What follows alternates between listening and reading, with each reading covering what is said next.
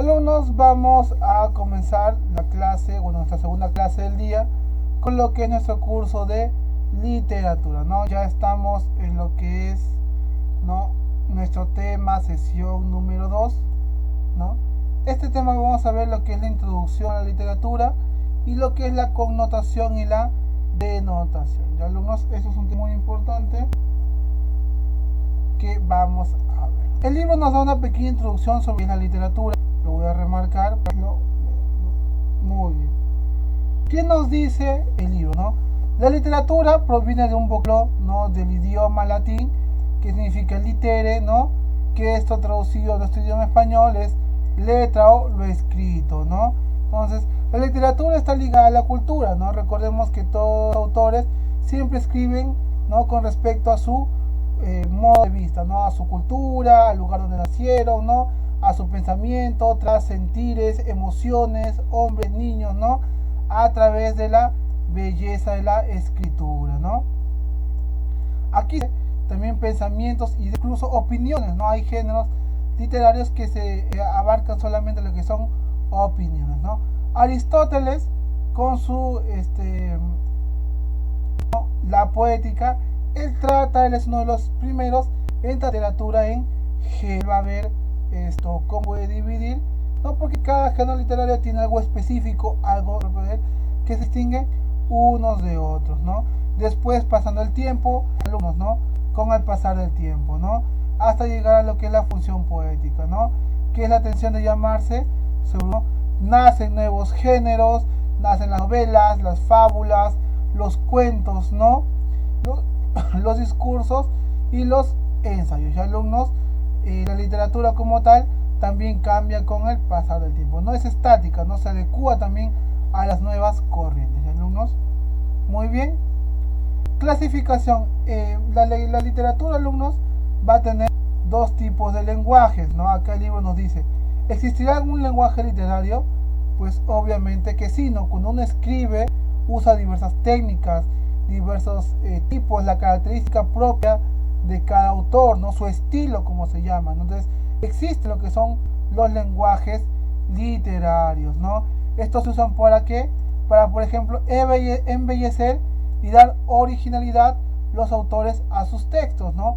Lo vuelven bastante originales a su propio estilo, usan palabras muy floridas, muy bonitas, ¿no? Entonces, eso también le da sus propias características, ¿no? Entonces, podemos, alumnos, dividir el lenguaje literario o clasificarlo en dos grandes grupos, ¿no? La denotación y la connotación. Y, alumnos, cada uno también tiene sus propias características, ¿no? Muy bien. Vamos a ver entonces lo que es el primero, ¿no?, la denotación. ¿Qué nos dice el libro respecto a esto? Dice que la denotación es el significado de una palabra como fuera de cualquier contexto, o sea, es la palabra como tal. Necesidad, por ejemplo, de interpretarla, ¿no? No depende de todo, de la acción, ¿no?, de la situación, de eso. Esa palabra significa siempre lo mismo, ¿no?, afectado por el contexto, ¿no? Este tema de contexto, por ejemplo, ya lo hemos tocado durante la semana, ¿no? Ustedes ya lo deben tener bastante claro. Ahora, también la denotación nos dice que es el significado literal de la palabra, o sea, tal cual tú encuentras la palabra en el diccionario, significa eso. No necesitas, por ejemplo, hablar temas de interpretación. La mascota del vecino sigue interrumpiendo, pero vamos a prestar. Eso es lo que nos dice, ¿no? Presenta tal cual el diccionario. Ahora, alumnos, la connotación es algo distinto a esto, ¿no? Dice, ¿no?, es una manera de inferir las palabras o mensajes. A ver, un momento, voy a tratar de cerrar la ventana para que el sonido no llegue.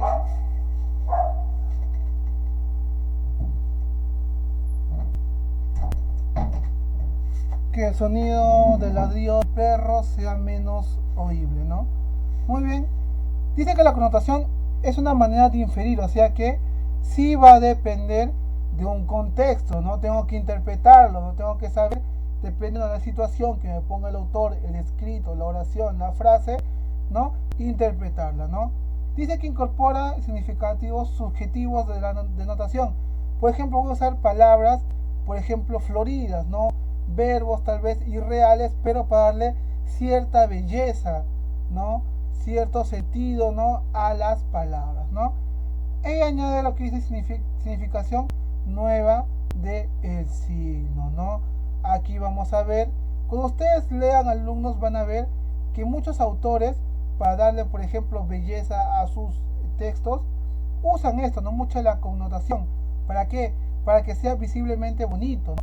Para que el pensamiento o descripción de lo que ellos quieran dar a conocer mediante sus obras se entienda mejor y tú tengas más en claro, ¿no? También la expresión que ellos están usando, ¿no, alumnos? Muy bien. Y el libro también nos da un cuadro, ¿no? Para ver las diferencias, ¿no?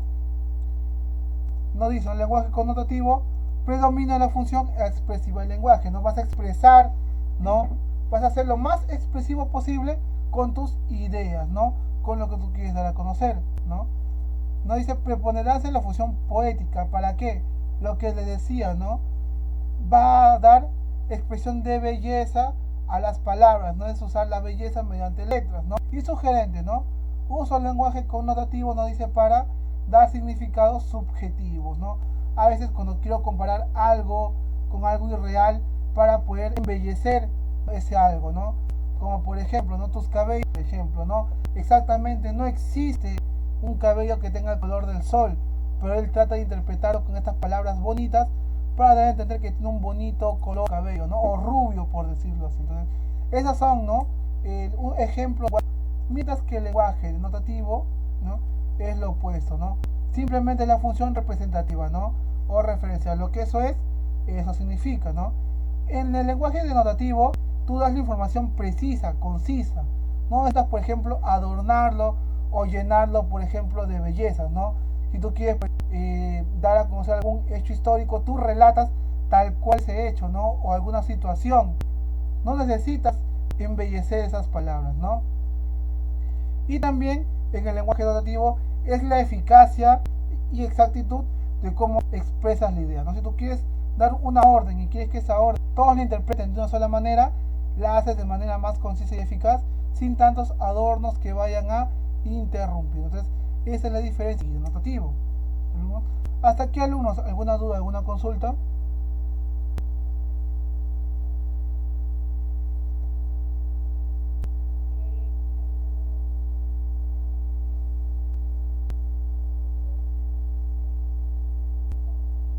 Sí, a ver, dime, escucha.